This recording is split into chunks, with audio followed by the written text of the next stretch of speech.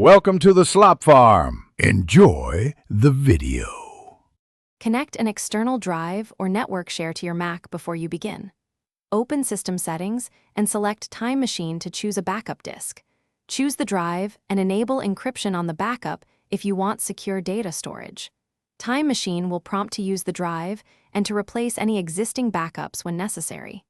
Confirm your selection to allow automatic backups. Keep the drive attached initially until the first backup completes successfully. Time Machine makes hourly backups for the first 24 hours to capture frequent changes.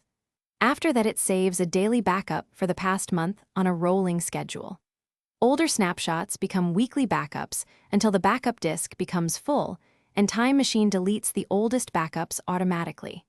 You can open Time Machine options to exclude folders or large files to conserve space. Enabling local snapshots on the internal drive preserves. To restore individual files, open Finder and enter Time Machine to browse previous snapshots.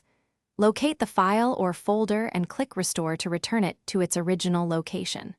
For a full Mac OS restore, use Migration Assistant or Recovery and choose Restore from Time Machine Backup.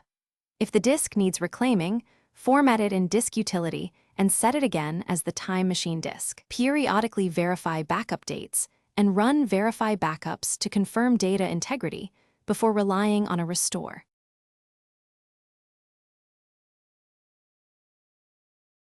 Thanks for watching.